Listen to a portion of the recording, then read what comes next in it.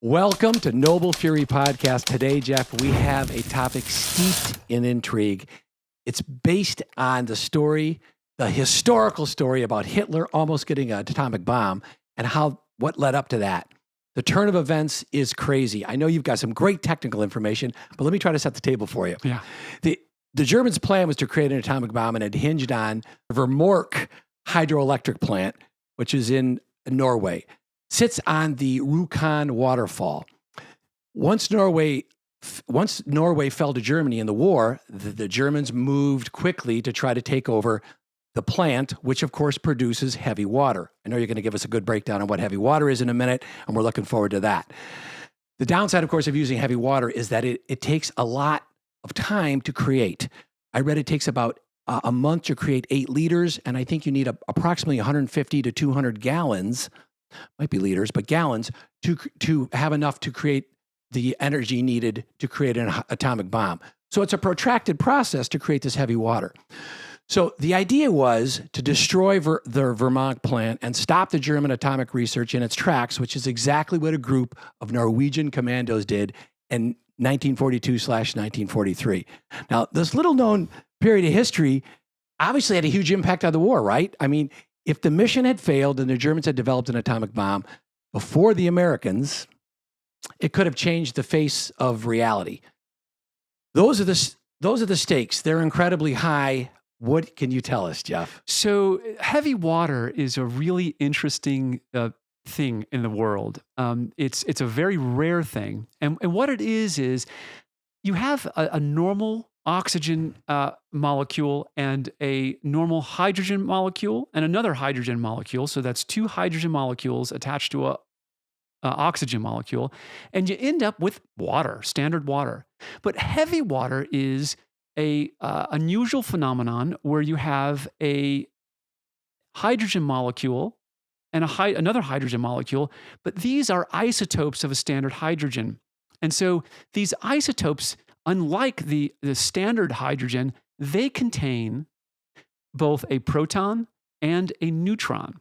And so if you have an oxygen molecule attached to a hydrogen molecule, which is called deuterium when it is in this isotope form, so that you have a proton and a neutron, and you have both hydrogens are deuterium, you have heavy water. So you have light water, which is oxygen and 2 hydrogen atoms, and you have heavy water, which is oxygen attached to 2 deuterium. And these deuterium are the type of hydrogen that have a proton and a neutron.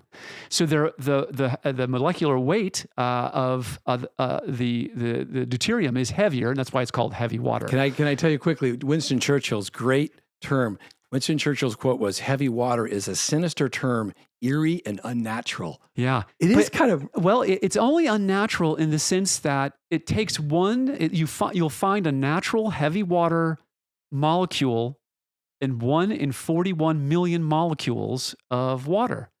And so these molecules are there. They're out there, and we're consuming them and using them, and we don't even know it. The way that they extract the heavy water from the standard light water is through a process of electrolysis. So that's not the hair removal. Well, it's essentially electricity is used to separate the two, and the heavy molecules are sorted in one direction, and the light molecules go in the other direction. Now, the complication is that there's a semi-heavy water where 1 deuterium is attached to an oxygen, and the other is a normal hydrogen molecule. And so it's semi-heavy because it has 1 of the deuterium molecules instead of the 2 of the deuterium molecules. That happens about 1 in 600 or 6,400 molecules. But you have to clear those out too, because you want pure 2 deuteriums and 1 oxygen to get the heavy water. Now, why is this even important? Well, it turns out that fission is not terribly difficult to accomplish, but a chain reaction is. And so the Germans, Otto Hahn, in the late 1930s, was experimenting. He's a chemist, a German chemist, and he was doing some experiments where he actually created fission. So he was able to do that by placing, I think, beryllium or radium close to uranium. And by doing that, he was shooting free neutrons into the uranium. It broke apart. We had the fission taking place. The atom was splitting, broke apart, and he could capture or see the neutrons, the free neutrons flying. So that became a big deal in the scientific community. Leading up to this time, people had been this idea of using deuterium of heavy water that only was discovered in 1931. So we're looking at this time period of 1942 or so, and all these concepts are very new. The science is very new behind this stuff. The Germans, though, they understood that in order to create a chain reaction, it was not enough just to split the atom, but you had to split the atom, sending free neutrons into more uranium, and the cycle would be repeated over and over again. And that would be a chain reaction when the splitting of one atom causes the splitting of other atoms, and into a cycle of that. Carries forth, right? Carries forth, right? Yep. It's a chain reaction. So the Germans initially, because at this time there was no heavy water. Right. The idea of it was just learned in 1931, and there was no plant creating heavy water. The only plant in the world at that time. Right. It was the only plant in the world that made heavy water. So they, of course, hyper-focused on... Right. But so their first focus was not on heavy water. Their first focus was on using graphite. So why would you want to even use heavy water or graphite? So in both cases, these are types of neutron moderators. And so when you have a fission taking place, the free neutrons are moving so fast that they don't tend to bounce into other uranium particles or atoms. And if they're blowing past them, they're not impacting them. There's no so action. you want to actually slow down the neutron as it's moving around so that it actually has a higher likelihood of crashing into a uranium atom. And we're talking about uranium-238 at this point. So uranium-238 is used in reactors generally. Uranium-235 is used in bombs and explosives. But one of the byproducts of nuclear reactors is plutonium. And so plutonium is when an extra neutron is added to a uranium-238 molecule, and plutonium does not exist in nature. It's created in a reactor, and the addition of that extra neutron makes it plutonium-239, which is really uranium-239, right? So is that exponentially more explosive? Is that no? It's just easy to. So plutonium will break apart quickly. Okay. Will fission easily. Uranium-235 will fission easily. Uranium-238 fissions, but not as easily. And it is by far the most common form of uranium atom. All these others are isotopes, like uranium-235 is an isotope of uranium itself, the uranium element. And so the isotope 238, 235 are very relevant in both nuclear reactors and in bomb making, and plutonium is a byproduct of this reaction. But so the Germans understood that they needed some way of slowing down the neutrons, and so they tried using graphite at first. And so the scientists in Germany, understood the properties of graphite, and it tends to repel neutrons rather than absorbing. You don't want absorbing neutrons. Well, the problem is that standard graphite contains boron, and boron actually absorbs neutrons. And so their attempts of using graphite all failed. Working against them, in essence. It failed because they weren't using highly purified. Well, Enrico Fermi was a physicist, an Italian physicist, who fled Europe and came to the United States and began working at the University of Chicago, and he ended up working in the Manhattan Project. His team developed the first, in the whole world, the first nuclear reactor.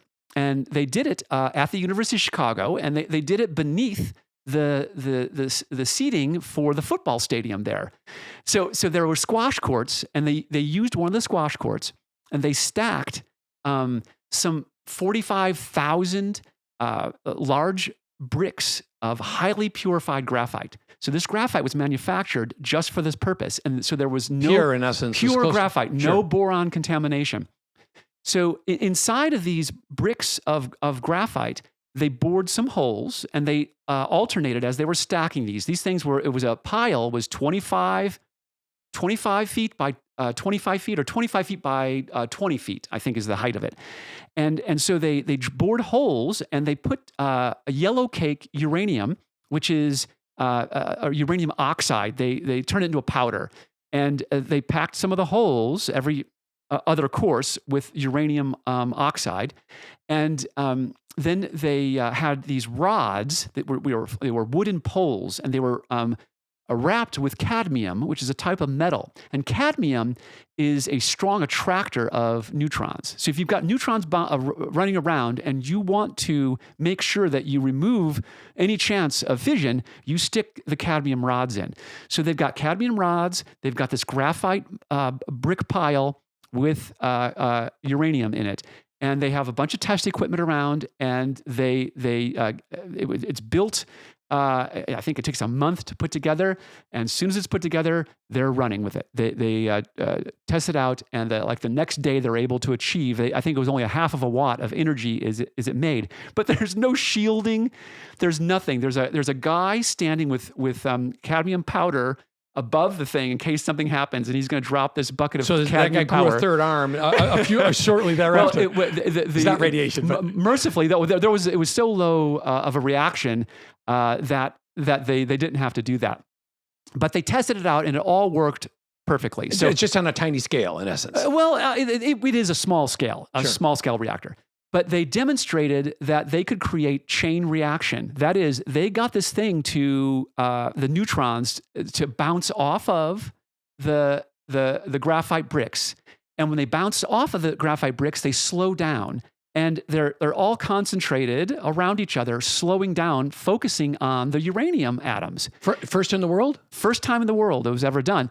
Again, Otto Hahn in 1938 creates fission where he shows that the atoms can be broken apart, but he has no chain reaction going on. It doesn't self-perpetuate. This self-perpetuates. They keep on pulling out the various different cadmium rods until they get the thing to sort of chain react, and it chain reacts. And it works perfectly using graphite. So the Americans know, this is the Manhattan Project funding this Chicago Pile 1. The Americans know that we can use graphite. The Germans don't know that. They had a failed experiment with graphite.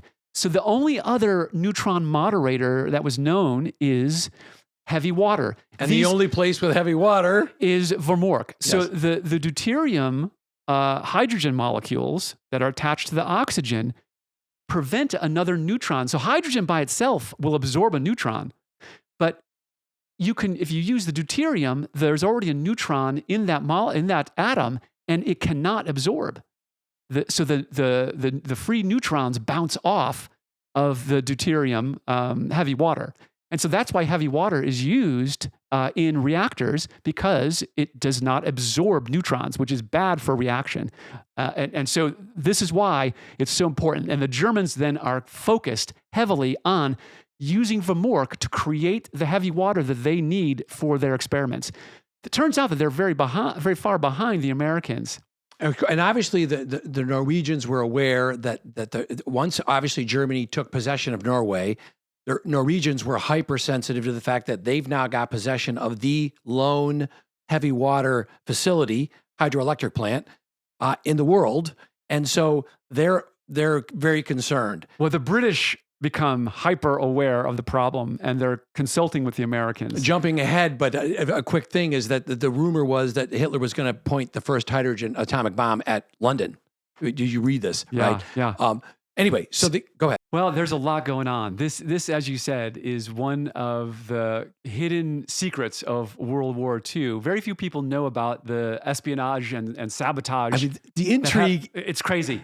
So the setting is World War II, And Nazi Germany is invading throughout Europe, and they've taken over Norway. Sweden is a neutral country, and so it is still free. So Hitler is pursuing a nuclear weapons program. We don't know. The United States and England have no idea how advanced it is, but we assume that it's pretty far advanced because Otto Hahn is a German scientist, and he's the one who sort of invented, or not invented, but discovered fission. So everybody thinks that they've got a leg up. So what they need is this moderator, as we've discussed, neutron moderator, in order to control the fission process, slow down those neutrons so that they can actually sustain a fission reaction and maybe turn that into eventually a nuclear weapon. So the Norwegian population is not very thrilled. Well, most of the Norwegian population is not thrilled with being invaded by Nazi Germany. And so there's a strong resistance force developing there. Many of these resistance fighters are young men, and some of them have made their way to London, to England, and are training in a kind of like a saboteurs school in the southern part of England. These are Norwegian soldiers. These are all Norwegian soldiers. Okay. They're native language speakers. They know the area. In fact, several of the ones that we're going to be talking about are natives to the town of Rjukan, which is right alongside of the Vemork hydroelectric plant that you're talking about. So they're training in the south of England, and they're learning how to operate demolition equipment. They're learning how to use explosives. They're learning how to fire rifles and pistols. They're learning how to kill with their bare hands and feet. They're learning how to parachute, jump out of airplanes, live off of the most meager of food sustenance in the land. In really difficult environmental circumstances. Well, they know that from growing up. But very few people know cold like the Norwegians, and they have that. That's something that they already know how to do. And by the way, these Norwegian resistance fighters are all expert skiers. They all learn how to ski, both cross-country and downhill ski from almost birth. They're on skis. So it's part of the culture. Part of the culture. And so in England, they're training specifically for whatever tasks that they may need to be used for by the Allied forces to sort of help out the war effort. So at some point, it's discovered that Germany is very interested in this Vemork plant. So the resistance, some of the locals, the natives that are living in Rjukan and are working at the power plant are spilling out information, and that information is getting back to London. So London realizes that they need to destroy the heavy water production facility that's at the hydroelectric plant. And this is mainly just electrolysis machines, like I think 18 or so electrolysis machines that are converting water or separating light water from heavy water and then storing it. So obviously some of the logistics of this, of course, is how do you access the plant, right? And how do you get access to this place? It's in this remote area. It's in, if you're doing it at that time of the year, it's in the most barren. It's below zero temperatures. There's feet of snow. There's wind. And remember, it sounds quickly, think about it. There's no night vision goggles. There's no Gore-Tex. This is wool clothing. This is right. Yeah. Think of the lack of technology. So in fact, the first team contains several guys that, again, they're from this area. One guy's name is Jens Poulsson. And Jens Poulsson is from Rjukan, and another guy from the area is Knute Haukelid. And so they both become famous people later on in life. These are locals in essence. They're definitely Norwegians, but one specifically is from Rjukan. So they're in this training program together. So they get called up to do this mission to sort of blow up the electrolysis machines. While in training, though, just before the mission, Knute Haukelid is running through a obstacle course with live ammunition, grenades, and so forth, and he shoots himself in the bottom of his foot with his pistol. He's got a loaded pistol, and he's running, and somehow he trips and falls, and he discharges the weapon. It goes through his foot. So he's laid up. He's out of the Do you mission. think, is that the original? Shoot yourself in the foot? Yeah, sorry. It could be. So he is not able to go on this mission, but what the plan is to send a team of 4 now. It would have been a team of 5, a team of 4, Jens Poulsson and 3 scouts back into Norway, into the Hardanger Plateau. And the Hardanger Plateau is an area near the Vemork plant, and it is extremely rugged terrain. There are lakes and mountains, lots of woods, thick snow, a barren environment, very difficult to find food. So they are. Is this Grouse? Is this the one that's the? This is called Operation Grouse, and this is the first. This is the first part. Spoiler this alert. is the first part of this larger first mission. Got it. So they're flown in on Halifax bomber, and they jump out with parachutes. They have to jump 1 second apart. Otherwise, this is a night mission. When they drop, they'll lose each other if they have a larger interval. They all land to the ground. They're into the snow. They have over 600 pounds of equipment with them. And that equipment falls all over the place. So think for a second. You got 4 guys with 600. That's 150 pounds of gear for each guy. That's a pretty crazy pack. Yeah, that's heavy duty. So, but they're supposed to be dropped near where the designated landing strip will be for a team of British Commandos, 34 British Commandos, 17 in one glider, 17 in another glider, and these will be towed in air by, again, Halifax bombers.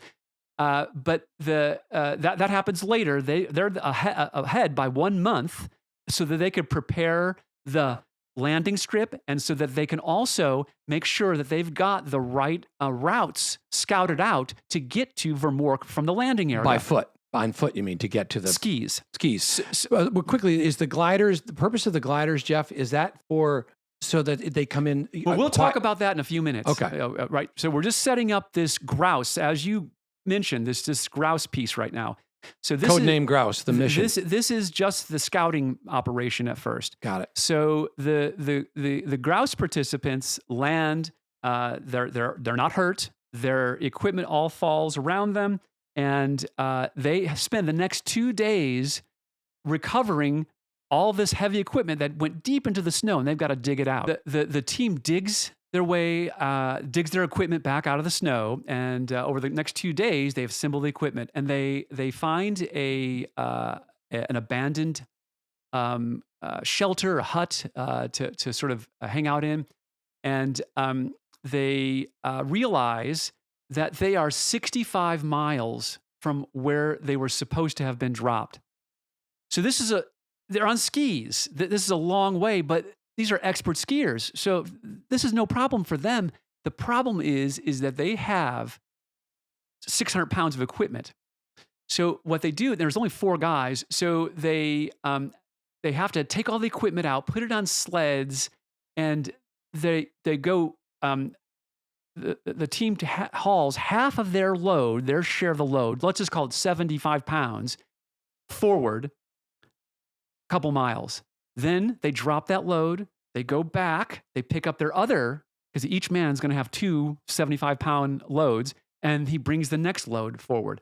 And they have to cross 75 miles. In essence, double the distance. Double the distance. With all the gear. With all the gear. So being dropped 65 miles off target, right? So the landing strip that they need to set up, put lights down and so forth, they decide, they don't know exactly where it is, but it's in a general area that's predetermined, and there are coordinates for it.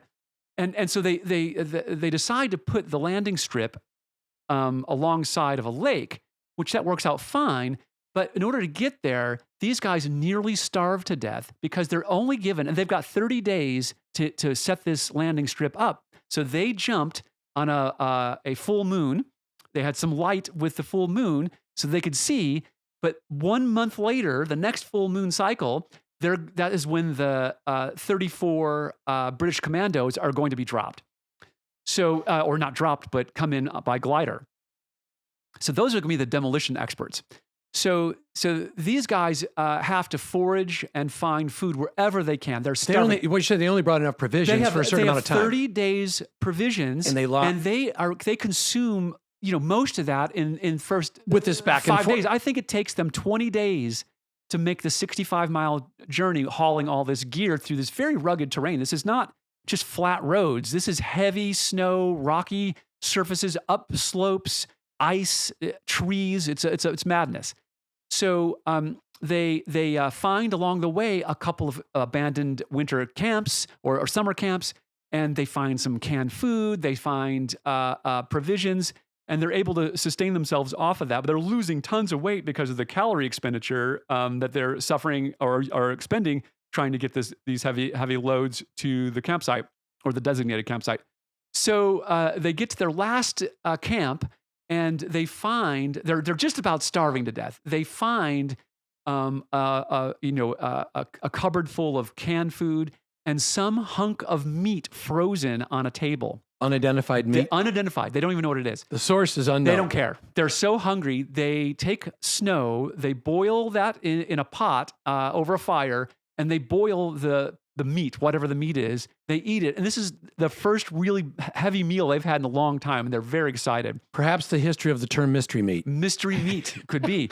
They also are able to accommodate, their caloric needs with fish they're able to find in some of these lakes, make fish soup, very meager provisions, but they're able to sort of keep themselves sustained. Survival. So they get to where they think they want to be. They find this campsite. They set it up. They put the lights all along, and they wait. And so they tap a message. This is like 5 days before the landing, and they tap out a message to London with the radio equipment they have that yes, we're here. We have a landing strip marked, set up. Yeah, we're ready to go. And they've been now scouting out how to get to Vemork. So London gets the message. They prepare their 34 commandos. For some reason, they decide they're going to use gliders rather than drop them in parachutes. They're going to drop them. Perhaps they could get closer, obviously under the quiet. But a Halifax bomber is a loud thing, and so if you're pulling the nice stealthy, you would use a glider because it doesn't have a motor. Sure. When you wanted to be stealthy, but in this case, the engine roar from the bomber is obscuring, or identifying themselves, so that I don't know the benefit, but for whatever reason, there must be some reason why they wanted to do that. Perhaps, well, I think they would probably get in proximity where the motor couldn't be heard, and then glide in closer. I don't know, but from the ground, Poulsson and his crew could hear on the night. So they depart Scotland from dusk, and they're now in Norway at about 11 p.m. and near the designated site, the landing site. And Poulsson and his team can hear the roar of the Halifax bombers, so they know that they're there. So much for the. But unfortunately, even though it's a full moon, there's a dense layer of clouds. And so they can't see the bombers that are flying above, the two bombers above and the towed gliders. So they just have to sit there and wait. And the landing strip cannot be seen. The lit landing strip cannot be seen. So they move around. The bombers are rotating around, and they come full circle. But as one of them is turning around, the rope that's attached to the glider snaps, and the glider just sort of plummets to the ground. They try to control it as best as they can. It's an extremely hard landing, not on the landing strip either. And of the 17 men, 8 are killed instantly. So another 4 have severe broken bones, and 5 have injuries, but they're ambulatory. They can move around and walk around. So Poulsson and his scouts are already now moving forward to sort of the area where they need to be staging for getting the scouting mission, preparing the scouting mission for these commandos that are coming in. So the 5 ambulatory survivors of the crash of the first glider, 2 of them managed to get to a farmhouse and contact the farmer. The farmer tries to help them. He calls a doctor. the doctor is in league with Nazis. So he calls the Gestapo, and the Gestapo sends out people to go look for the glider and the Commandos. Well, the opposite effect, not to rescue them. What's happening at the same time is the other glider released properly, but it had a very hard landing, and a number of its commandos died on a hard impact as well. The Gestapo finds both groups. They immediately kill those with severe injuries. They poison them to death, and they take for interrogation the ones that are ambulatory. None of these commandos give up any information and just their rank, serial number, and then they're all shot in the head and killed and thrown off into the side of a road. But the Nazis find a map of Vemork power plant circled, so they know that people are coming. That the British are coming for. Apparently, they Vemork. I read that they each had a series of maps, and they took the care to just destroy all the maps, but apparently one. And the Nazis found the one surviving. Well, they also found all their explosives equipment. They found their weapons. So they knew they were going to do some kind of a demolition. This is a demolition crew. They were going to do some kind of sabotage. So now they're on high alert. Now right? they're on high alert. And now they start staffing the the plant itself with guards. It wasn't guarded before. So that leads us into the next situation. So London, the Poulsson, Jens Poulsson and his team contact London and say, look, it was a disaster. We don't know what happened. We know it was cloudy. London contacts them back because they get information. This is days later. We've discovered what's happened because of the resistance fighters that are there. They're able to get information. Intel. And so London knows before Jens Poulsson that all the commandos, all 34 British commandos have been killed. They're killed. So Jens Poulsson is told to just lay low, and we'll be back in contact with you as soon as we can. So the British now start planning round 2, and that's going to be called the Gunnerside mission. There's a decision to send a new group of these Norwegian resistance fighters that are in London trained back into Norway in order to blow up the plant. So our friend Knute Haukelid is now fully recovered, and now I didn't mention this before, but that first grouse/fisherman episode that took place beginning the grouse part of it, the reconnaissance part took place in October of 1942. November is when the beginning of November is when the 34 British commandos tried to get into Norway but were killed, and so now Knute Haukelid is healed up, and now we're in February of 1943, and so this Gunnerside mission is going to do something very similar, except they're going to avoid using the commandos, and they're going to use parachutes to get this group that includes Knute Haukelid and 5 of his companions in to meet up with Jens Poulsson and his 3 scouts. Well, if you think about it, Jeff, there's 2 sides to this, at least 2 sides to this. One, of course, is the psychology of it. Think for a second. You're now phase 2 of this rescue mission, and phase 1 couldn't have gone worse. Everybody was killed one way or another. 0 people came back. Now you're tasked with the follow-up mission, and you're thinking, what are my prospects, right? Now, obviously, they learn from their mistakes, but the psychology of it is almost as brutal as the physical attributes of what's required. The mission commander back in England tells Haukelid and his 5 companions they have about a 50-50 chance of being successful and less than that of surviving. Right. Yet So- they're still willing to try it. These are attempt it. young men that, obviously in the prime of their lives that are faced with the prospects of going on this mission that seems, 50-50 frankly sounds, generous. Knute Haukelid's about 29 years old. The person who's going to be in charge of that group of 6 that are going to parachute in is a 22, 23-year-old named Joachim Ronneberg. And so he's going to kind of lead up that little squad that's going to then meet up with Jens Poulsson, who's already on the ground in Norway. Well, if you think about now, some of the again, the logistics of this, one of the most challenging things is just where, by coincidence, where Vemork happens to be located. It's at the base of a ravine. It's a gorge. Yeah. At its highest peak, it's 3,000 feet from the top down to the Man River runs below, from 3,000 feet from the top of the plateau down to Man River. So these commandos really, Jeff, they have three choices and none of them are good.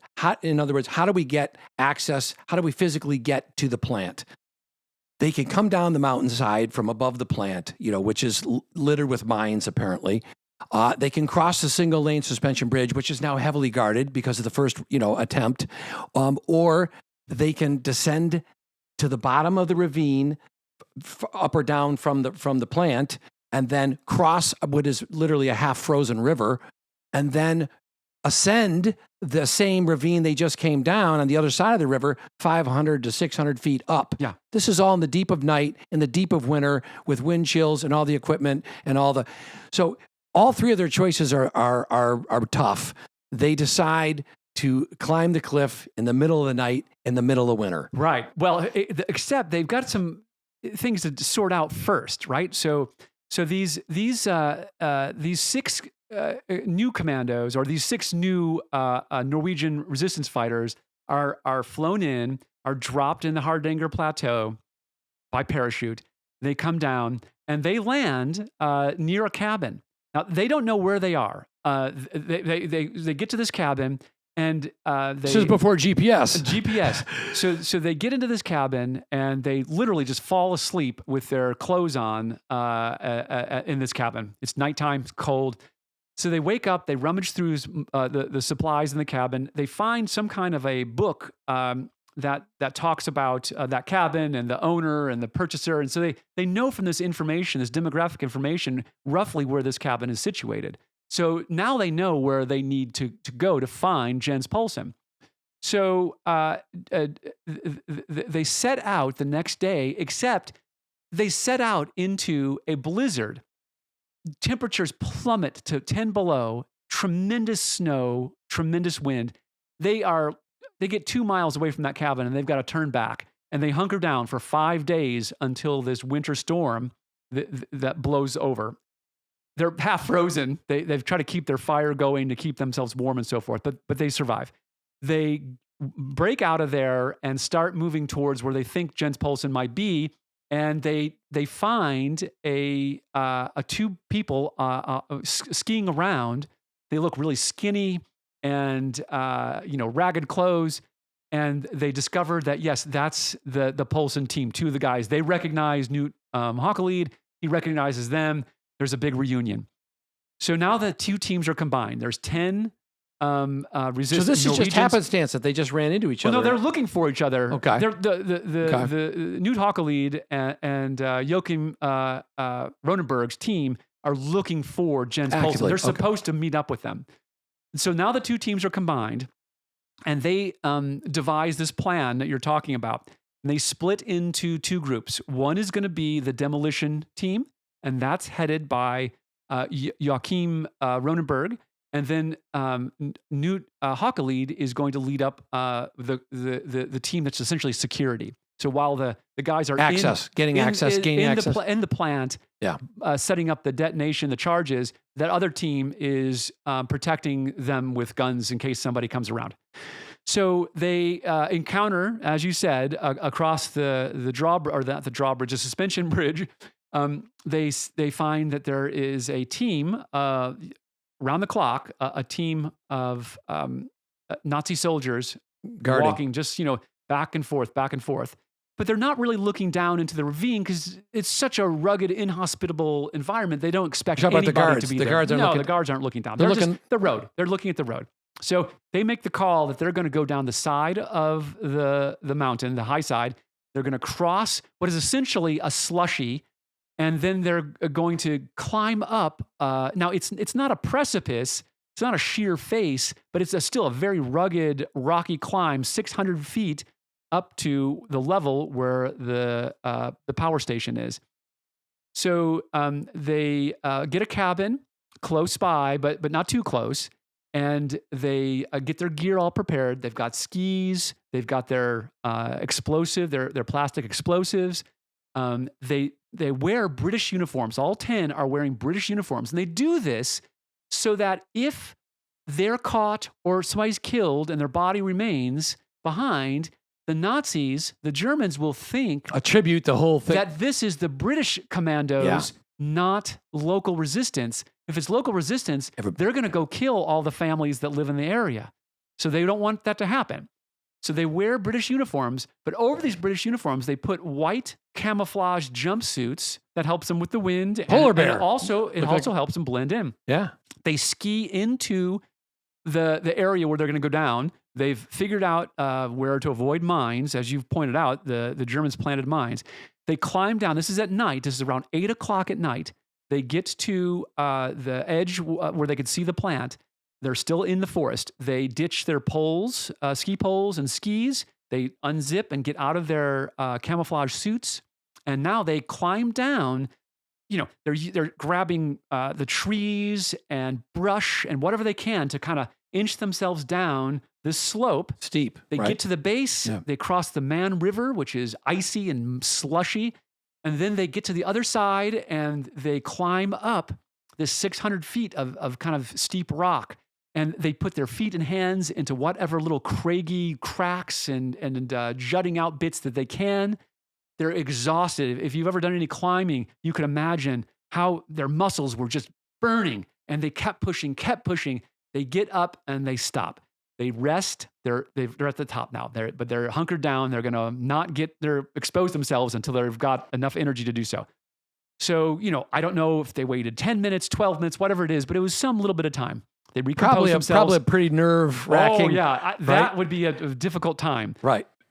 They pop up and the two teams split. 5 with Ronneberg are heading towards, they're looking for the what's called the concentration room. The concentration room is the area where the electrolysis machines are actually doing the separation of the heavy water from the light water. Then they're going to plan on getting in there. They're going to look for open doors, unlocked doors from the outside. They don't want to use explosives to blow open the doors because that will alert everybody. They got to be silent. They find no open doors, but they've had plans, the diagrams from the construction of the plant. The plant was built in 1911, so they've got all the construction plans, and they know that there's an air intake area, and they can shimmy through the ductwork and get into a hallway. This is where Hollywood got the old air intake. So Ronneberg and one guy are shimmying through this air intake. A guy drops his pistol, and it makes this metallic clanging. They can see down through a crack in the vent that there's a guy working in the control room of the concentration area, the electrolysis machines. He doesn't hear anything. They're like sweating. They climb through, exit out into a hallway. So Ronneberg and the one guy with him, they shimmy out of this air duct into this hallway, and they go to the door to what they think is the concentration room, and they turn. It's open. They walk in, and there is a local Norwegian guy, copiously taking notes in a book on the desk, and he's apparently an operator of these machines, and he's recording information. So they pull out their pistol. They say, hands up. The guy stands up, turns around, hands up. We're not going to hurt you if you just listen to us and do everything we tell you to do. No problem. I don't want to die. So Ronneberg gets out all of his plastic explosives, and he starts sort of fishing them around the electrolysis machines. I think they're 18, and he gets them all ready. He puts the detonators in them, being very careful. And then all of a sudden, there's a huge crash. One of the windows of this room blow out. So it's deep in the basement, but if you can imagine like a 20-foot ceiling, and then there's a bank of windows all on top. Ground level kind of thing. Ground level. Sure. So it's another member of his team. Remember, there are 5 guys. A couple of them went to other doors to see if they could open. This guy could not find an open door, but he broke the window out, and these windows were all painted black so that light couldn't get inside. He crashes one of the windows out. But Ronneberg goes up to try to help him get down, cuts his hand on the glass. And so now he's got a bleeding hand. He's got to cover it up with a bandana, hold the blood down, compress the wound to stop the blood. And he gets this guy in, and he's like, "What the hell are you doing? You're going to blow the mission." Well, I didn't know. I just needed to help you. I thought I needed to help you. He thought he had to get in. He thought he had to get in. So it was just confused that he didn't realize how close they were to blowing it up. So guys in, they get the detonators all set up, gets the match ready to light the fuse. This operator says, "Wait, stop, please. My glasses are still on the desk. It's very difficult during war to get eyeglasses, and I cannot see without them." They actually pass them down from family to family. Glasses are a hard commodity. So Ronneberg is a very nice guy, and he says, okay. He runs over and grabs an eyeglass case off the desk, comes back and hands it to the guy. Thank you. Oh, they're not in there. They're still on the desk. They're not in the case. Ronneberg is like, I'm going to shoot this guy. So he runs back over to the desk, finds his eyeglasses, grabs them, brings them back, puts them in the guy's hand, and they all run out they all go to a door on the back side of it that they can actually walk out of. This is ground level now. And they kind of peek their head through to make sure there's not somebody there waiting, lying in wait, and they rush out. So now, while this is all happening, you've got Knute Haukelid over on another part. They've cut a fence gate. They've are kind of situated behind some small buildings, and they can see a small barracks where these soldiers that are guarding the bridge kind of go in to keep warm when they're not on patrol and eat and do whatever. So it's a little guard shack or a barracks for the several guards, German guards that are there. So they've got their pistols drawn, and they're thinking, what's taking so long? And then all of a sudden, kaboom! And that room just gets blown up. All those machines get blown up. Glass flying everywhere. The atomic heavy water has been... Well, it's not atomic water. The water. I'm sorry. The heavy water. The heavy water in transit to be for, So it gets blown up. The electrolysis machines get blown up, and all the heavy water is just spilled everywhere. So there's a soldier that jumps out of the barracks, and he's got his rifle in his hand, and he's looking around. He's got a flashlight, and he's pointing at what's going on, and he doesn't see anything.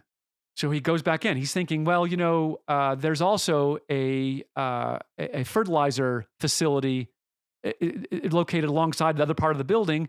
Maybe something something blew up in a fertilizer plant. That happens all the time.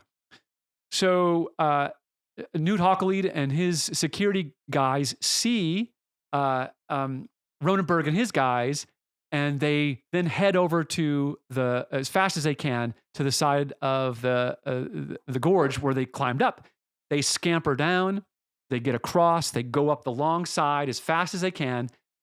There are vehicles moving very quickly all over the roads, and they've got to wait and duck and then run across when there's no vehicle. So there are guards coming in from other places, other parts of that area.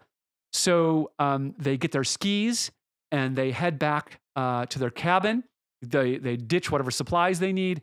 They don't go back to that original cabin they were in, this other staging cabin.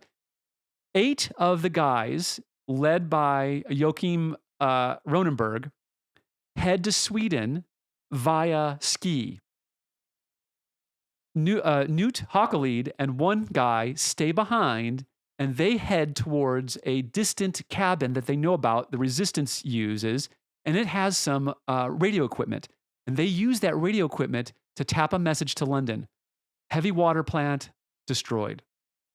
Victory. And the guys that took off by skis heading for Sweden apparently skied 200 miles. 250 miles. 250 to the miles. Swedish border. They had to go north and east, 250 miles. You need to be Norwegian to cross-country ski 250 miles. And by the way, eating a squirrel or whatever you can along the way. Americans complain driving 250 miles. Yeah. This is on skis in the middle. I do. In the middle of, you would have not been a very good candidate for this. There's really sort of an addendum. The story is so So it doesn't end here. okay, keep going. I got. What were you going to say? Go ahead. I was just going to mention about the movie and about what they did with the people that. We're going to have one more component to this before we get to the movie. So the plant is destroyed. Now, this is February of 1943. Everybody's happy, great success. But the resistance people in Rjukan, the town of Rjukan, are getting word back to London in the summer of 1943 that the Germans have replaced all of the electrolysis machines, or are in the process of replacing all the electrolysis machines, and they're going to start making heavy water again. They haven't given up. The Germans have haven't not given up. Wow. So they're very concerned about making heavy water. They want this heavy water. So that alerts everybody.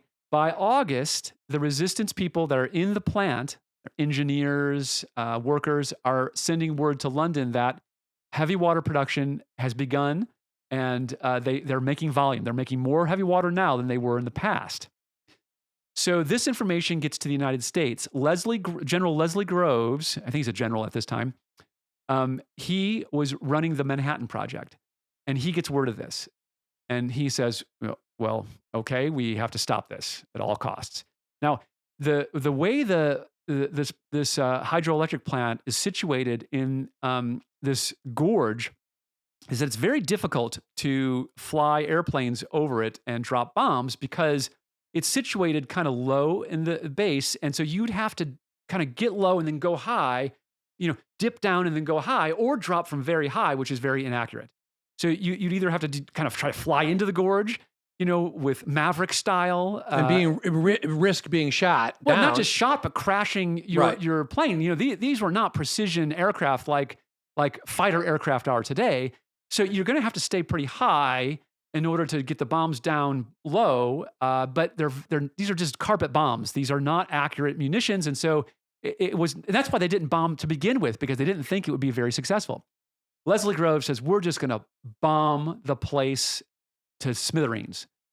So he gets a plan together, and in November of 43, he sends 100 U.S. Air Force bombers carrying 1,000, or rather 700 bombs. And as they're flying over the plant, they just let loose. These 700 bombs weigh 500 pounds each. And they blow up everything around the place except for the heavy water plant. Because of its location. They just can't hit it. Yeah. 2 bombs hits the hydroelectric side, but nothing hits the heavy water facility. Production. That's kind of deep in this very well-built. Hydroelectric plants are extremely well-built because they're holding, the water pressure they're holding back is tremendous. They're made of concrete and steel, and so this thing survives unscathed. The mission's a failure. In fact, a small a shelter that some Norwegian air shelter that Norwegians were hiding in was blown up. 16 are killed. It was just a disaster. But what happened was the Germans realized that, you know what? These guys are very serious about blowing this plant up. We need to get it out of here. So what they decided to do is to pack up the 40 barrels of heavy water they have and send it into Germany and start using electrolysis machines in Germany to separate the light water from the heavy water. Now, Leslie Groves realized similarly that these guys went to a lot of effort, these Germans, to get that water flowing again, being produced again. So this is a problem. They're very serious about it. So they knew that Germany wanted to use that heavy water to make a nuclear bomb or to do experiments to develop a nuclear level weapon. of commitment from the Germans. Leslie Groves understands that these guys are very serious about making a bomb, and the Germans are very serious about trying to make a bomb. Although they're much far, the Americans are much farther along than the Germans are, but the Americans don't know that. So the Americans then concoct a plan to get those resistance fighters on the ground. Haukelid was one of them, who's probably the most experienced person with this heavy water at this point, trying to commit sabotage mission. So London, the Americans orchestrate a plan. They have Haukelid, who's on the ground there, devised. They give him full power to develop some kind of a method to get rid of this heavy water. So he has three choices. He can try to break back into Vemork and blow it up in place. Seems like a low percentage. Well, because the Germans now are stocking the place with hundreds of troops instead of, half a dozen troops, right? Sure. There are hundreds of troops there now. So he knows that he's going to need at least 30 to 50 crack commandos to do that. And he's not going to be able to get that many guys up and running and trained to do it. He can, second option is he can try to blow up the rail tracks. So they're going to load this water on a rail cars and move it to ferries that will then ferry it across to the land. So he thinks I could blow it up with dynamite, blow up the tracks, blow up the train, but it's uncertain if he's actually going to destroy the water, even if he were going to blow up the tracks, right? He doesn't know that he can actually blow the water up, and so they could just move the water again. So he doesn't think that's a good idea.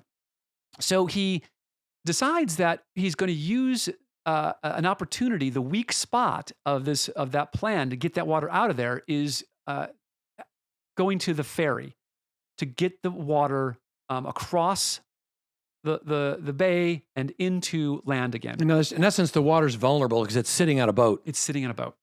So what he does is he enlists the help of two other resistance fighters. And these are locals, and they know a lot of people in the area. So they talk to an engineer an insider at the Vemork heavy water plant, and he's feeding them information. So they have exact dates.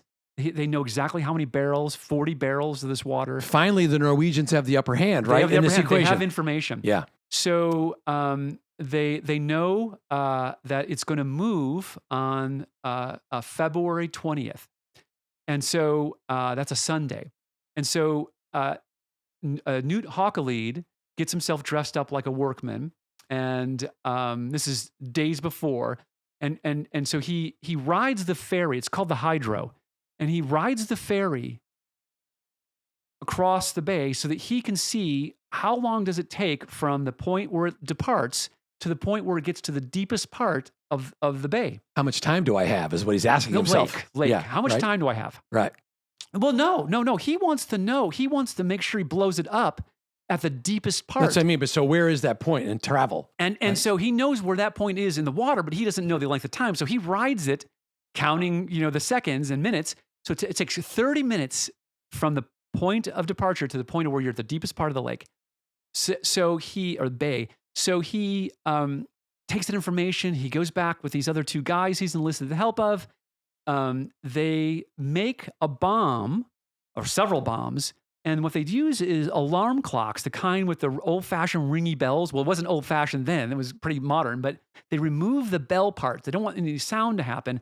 But they install metal plates so that when the hammers hit these plates, an electric circuit will be completed, and it will send electricity to the detonator, which will then blow up the plastic explosives they're going to put on board. So this is like 1 a.m. in the morning. The ferry is supposed to depart with the water at 10:15 Sunday morning, February 20th. So they are there at 1 a.m. And the crew is on board the ferry, and they're partying, drinking like these sailors do. Well, they sneak on board, and there's a security guard walking around. This is a large ferry. In fact, this is the kind of ferry where you have rail tracks on the back of it. If you've ever been on a ferry with, say, where you load cars, passenger cars, or rather vehicles, automobiles. Well, this one, it has like tracks where you roll train cars on. Tells you how big it is. And the water is going to, the heavy water is going to be on the back of flatbed rail cars. If you can imagine what a flatbed rail car is, it looks like a back of a pickup truck, except it's just flat. And they put the barrels all on it. They're going to roll it on board, and then they're going to seal up the door and take off. So at 1 a.m., they're sneaking around this boat. They encounter a guard. Well, it turns out that one of the locals that Haukelid enlisted the help of is good friends with this guard. And the guy's like, "Hey, what are you doing on board?" He goes, "Well, we have some stuff that we want to hide from the Germans. We have some contraband, and we want to put it in the bilge. The bilge is the lowest part of a ship. And we want to just hide it there, get it across so the Germans can't find it. Oh, yeah, the dirty Nazis, we'll help you. We'll go ahead and do it. Thank you. Great. So he stays and talks to his friend.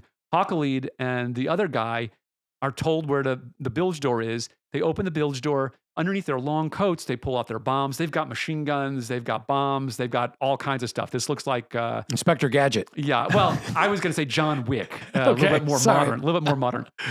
So they install the plastic explosives at the very front of the boat in the bilge.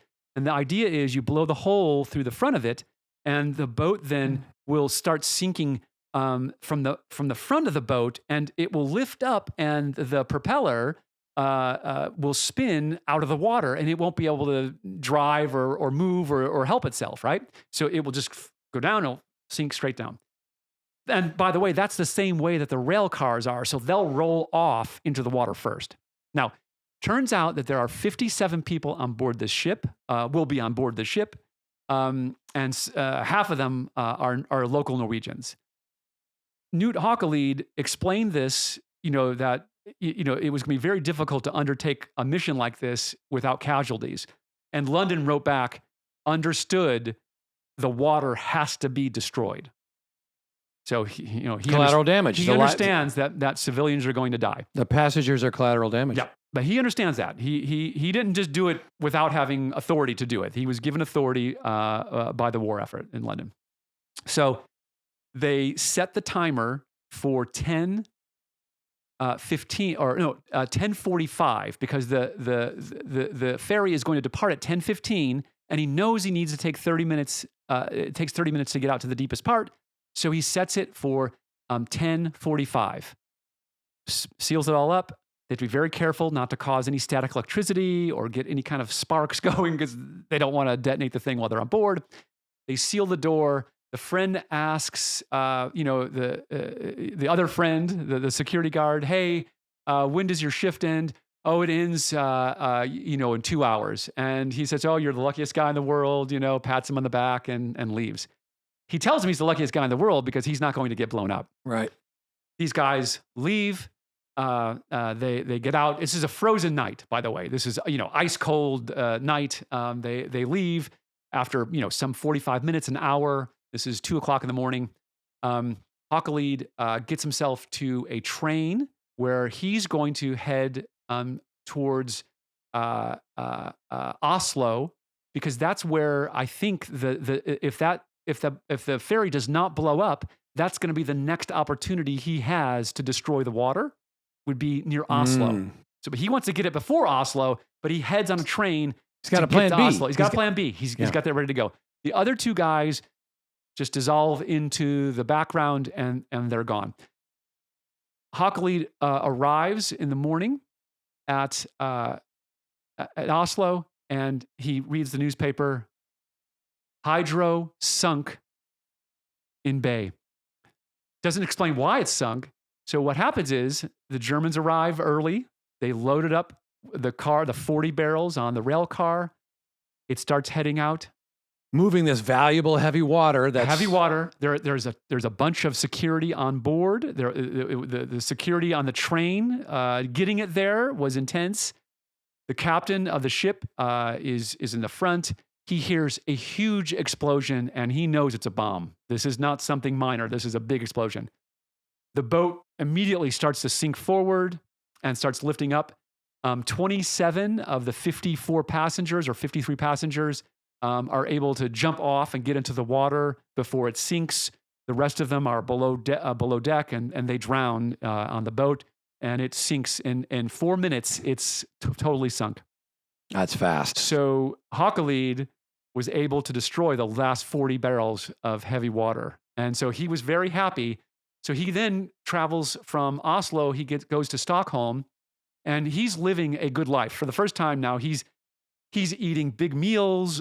He's staying in luxurious hotels. And he says, this is not what I should be doing. I need to get back into the mountains. So he gets himself prepared with gear, and he heads back to Norway to help lead up the resistance against the Germans for the rest of the war. Fantastic. Unbelievable. The sacrifice, the planning, think of the perseverance, right? The raw survival. Well, there's a Norwegian saying that says a true man goes as far as he possibly can, and then he goes twice as far. And that's really applicable in this instance. They said that while they were when those guys were hauling in the first round, they were hauling all that heavy equipment. They used that line. They said that over and over again to themselves. Because it was an old expression that they lived by, and it proved to hold up. There was a fantastic story about the film that they cast some of the actual commandos in the roles, the ones that weren't killed. It's all about story. What a story, Jeff. Crazy. Great work. Appreciate it. We'll see you next time. Great job.